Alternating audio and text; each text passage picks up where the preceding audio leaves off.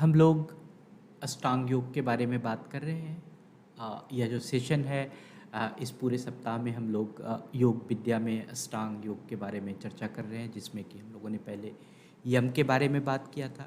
कल हम लोग नियम के बारे में बात किया था, पवित्रता। उसमें जो हम लोगों ने दो तीन चीज़ों को देखा था कि पवित्रता क्या होती है, संतोष क्या होता है और तप क्या होता है।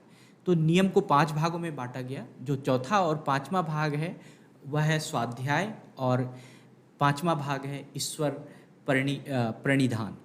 तो हम लोग आज जो बात करेंगे स्वाध्याय के बारे में बात करेंगे। ईश्वर स्वाध्याय का मतलब होता है सेल्फ स्टडी, सेल्फ एजुकेशन किसको कहते हैं। और उसके बाद ईश्वर प्रणिधान। ईश्वर प्रणिधान का मतलब होता है कि भगवान का गिफ्ट क्या है हमारे पास, ईश्वर ने हमें क्या गिफ्ट दिया।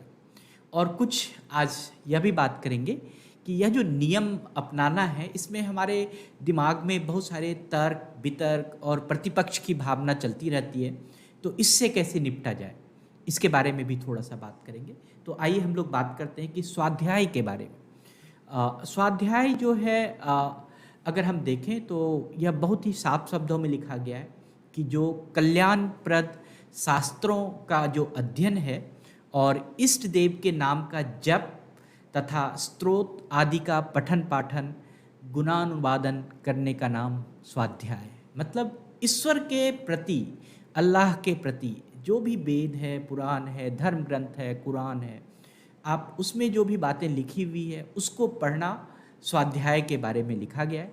लेकिन बाद बाकी क्या हुआ, जब हम देखते हैं कि ऋषि मुनि हमारे पास और भी विज्ञान, ज्ञान, कर्म, हमारे पास बिजनेस, हमारा व्यवसाय, बहुत सारा चीज़ हमारे जीवन में आना शुरू हुआ। तो इसको 2 भागों में बांटा गया स्वाध्याय को, एक भौतिक विद्या और एक आध्यात्मिक विद्या। भौतिक विद्या है जिससे कि आपको लगता है, जिससे आपका जीवन आप कमाते हैं, आपको लगता है कि जिससे आपको स्किल आता है, जिससे आपको कुछ पैसे आते हैं। और आध्यात्मिक विद्या, आध्यात्मिक विद्या जो हमने पहले कहा कि कल्याणप्रद जो शास्त्रों का अध्ययन है, इष्ट देवता का नाम है, जप करना, स्तोत्र पढ़ना, आपको रोज़ा रखना, उसके बाद आपको नमाज पढ़ना, ये सब जो है स्वाध्याय का पार्ट है। तो इसमें हम देखें कि केवल भौतिक विद्या या फिर केवल आध्यात्मिक विद्या से आपका लक्ष्य पूरा नहीं हो सकता है कि आप सिर्फ जो है सिर्फ कमाने या गुण अर्जन करने में ही लग जाइए। आपको उसके साथ साथ आध्यात्मिक विद्या का भी पाठ करना होगा और दोनों के बीच में समन्वय रखना होगा, दोनों को बैलेंस करके चलना होगा। तो इसका नाम स्वाध्याय है। वेद में जो है भौतिक विद्या और आध्यात्मिक विद्या दोनों ही है। वेद के अध्ययन, अगर आप वेद का अध्ययन करेंगे तो उसमें दोनों के बारे में है कि आपका जीवन कैसे चलेगा, आप ईश्वर के प्रति, आपके आत्मा के प्रति, सब के बारे में।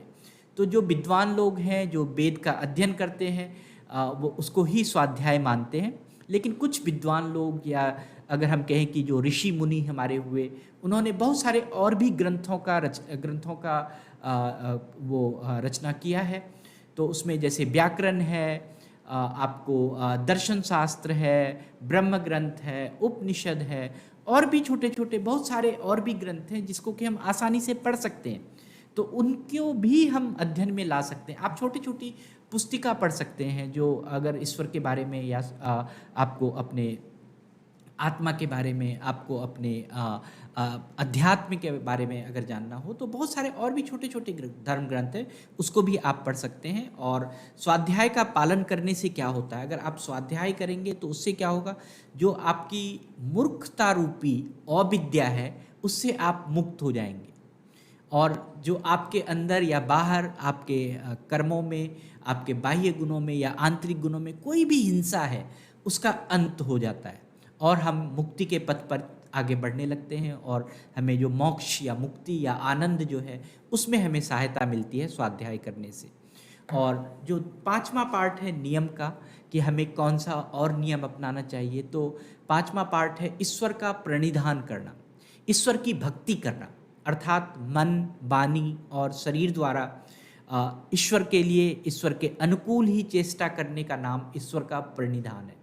मतलब आप जो भी चीज़ कर रहे हैं, जो भी यम या नियम उसका पालन करने में बाधक हिंसा आदि की विपरीत परिस्थितियों को नाश करने के लिए जो है आप जो भी आपको लगता है कि हमको यम करने में कोई चीज़ दिक्कत हो रही है, नियम करने में कोई चीज़ दिक्कत हो रही है, तो उस बाधा को जो है आपको नाश करने का एक शक्ति जो मिलता है वो आपको ईश्वर प्रणिधान से मिलता है। ईश्वर प्रणिधान का मतलब ही है समर्पण करना, ईश्वर के प्रति तटस्थ होना, अटूट होना, अडिग होना, आपको उनके प्रति बहुत सारा विश्वास होना। तो जैसे हम आम जीवन में अपने लोक में हम क्या करते हैं, अपने माता पिता, अध्यापक, अधिकारी जो भी है उसके प्रति आप समर्पण की भावना की बात करते हैं। इसका अर्थ यही लिया जाता है कि जैसे हम माता पिता, अभिभावक या अधिकारी आदि हैं, जैसे उसके प्रति आप समर्पित रहते हैं, उनके आज्ञा का पालन करते हैं और यही समर्पण है। इसलिए ईश्वर के प्रणिधान के लिए यह आवश्यक है कि हम ईश्वरीय आज्ञा के बारे में भी जानें, ईश्वर हमें क्या आज्ञा दे रहे। अब ये तो थोड़ी सी अध्यात्म की बात है, तो आप ईश्वर की आज्ञा को कैसे जानेंगे? तो ये भी आप जब आप स्वाध्याय करने लगेंगे, ईश्वर के प्रति आप आस्था बनाएंगे, तो आपको खुद वो विचार, वो जो ईश्वर क्या आपको आज्ञा दे रहा है वो खुद आपको पता चलना शुरू हो जाएगा। तो ईश्वर के आज्ञा के अनुसार चलना, हम हर वक्त ईश्वर के सामने रहेंगे, अपनी वाणी में, अपनी सोच में, अपने कर्मों को अच्छी तरह से और लगाएंगे। ईश्वरीय आज्ञा का पालन करने के लिए जो है वह सबसे इम्पॉर्टेंट है कि आप जो भी कर्म कर रहे हैं, अगर उसकी इच्छा का, अगर आप उसके फल की इच्छा नहीं है आपके मन में, तो आप समझिए कि ईश्वर की आज्ञा का पालन करना स्टार्ट कर दीजिए। जैसे ही आपको लगता है कि हमने जो ये कर्म किया है, हम निस्वार्थ भावना से, अगर हम निष्काम भाव से उस कर्म को कर रहे हैं, तो आपका वहाँ जो ईश्वर के प्रति प्रणिधान है वह प्रारंभ हो जाता है। और अगर आपको लगता है कि जो कर्म आप कर रहे हैं, अगर उसमें आपको लगता है कि आनंद मिल रहा है, आपको बहुत सारा आंतरिक खुशी मिल रही है, तो आप समझिए कि ईश्वर का प्रणिधान आपके साथ स्टार्ट हो गया है। तो श्रीमद् भागवत गीता में निष्काम भाव के बारे में बहुत सारा चीज़ है, उसको आप देखेंगे।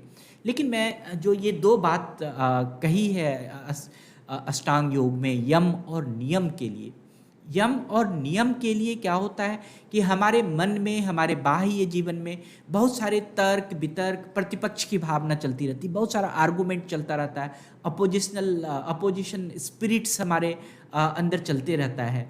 तो ये जो हमारे अंदर तर्क वितर्क है उसको हिंसा कहा गया है, कि अगर आप ये जो तर्क वितर्क का चिंतन करना एक हिंसा है, तो सबसे पहले आप तो ये तर्क वितर्क करना छोड़ें। अगर आपको लगता है, इसमें मैं बताऊंगा कि 3 चीज़ बहुत इम्पॉर्टेंट है। एक है कृत, एक है कारित और एक है अनुमोदित। मैं आप तीनों के बारे में बताऊंगा। और ये जो 3 भेद है, कृत, कारित और अनुमोदित, इससे क्या होता है कि इसमें हमारे मन में जो है वो लोभ, क्रोध और मोह ये आता है। हो सकता है कभी कम आता हो तो उसको हम मृदु कर लें, कभी मध्य आता हो कि मतलब थोड़ा आता है, थोड़ा कम आता है, थोड़ा ज़्यादा नहीं, थोड़ा थोड़ा आता है, तो मध्य है। और एक अधिमात्र है, मतलब बहुत सारा लोभ, बहुत सारा मोह, बहुत सारा क्रोध आपके अंदर आ रहा है। तो ये जो हिंसा यहीं से स्टार्ट होता है।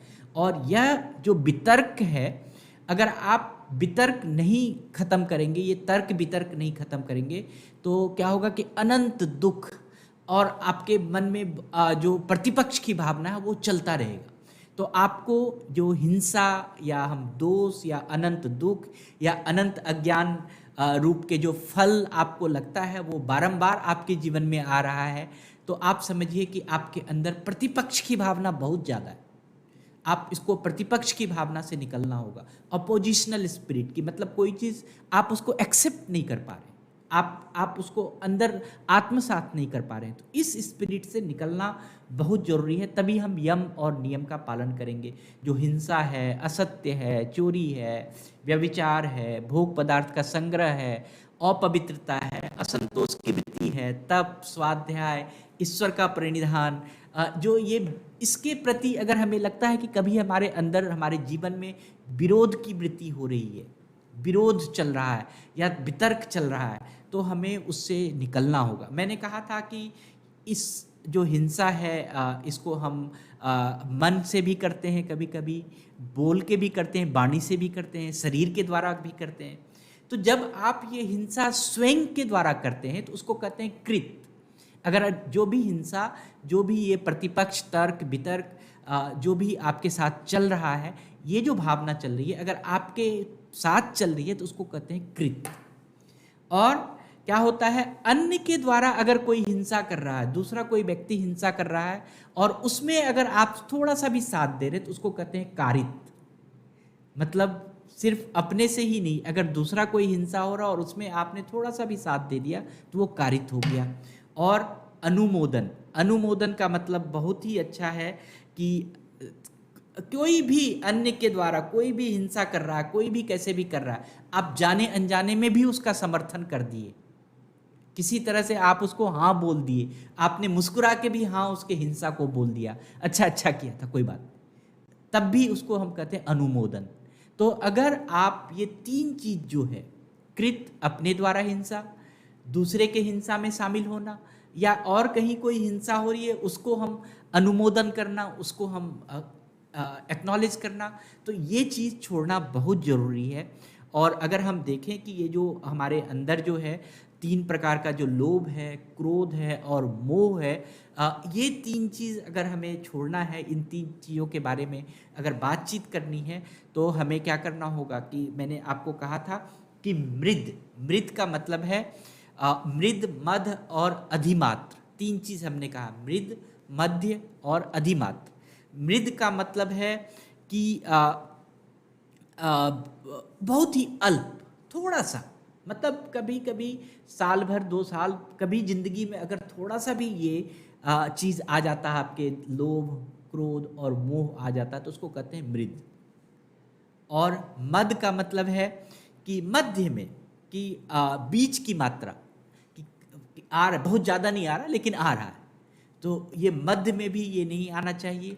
और अधिमात्र में, यानी पूर्ण रूप से अगर आप तीनों चीज में डूबे हुए हैं, क्या क्या, तो तीन चीज है हमारा लोभ, ईर्ष्या और द्वेष। अगर हम इस तीनों चीज में डूबे हुए हैं तो क्या होगा कि हमारा जो ये मैंने कहा कि तर्क वितर्क और प्रतिपक्ष की भावना, ये हमारे अंदर से नहीं जाएगा।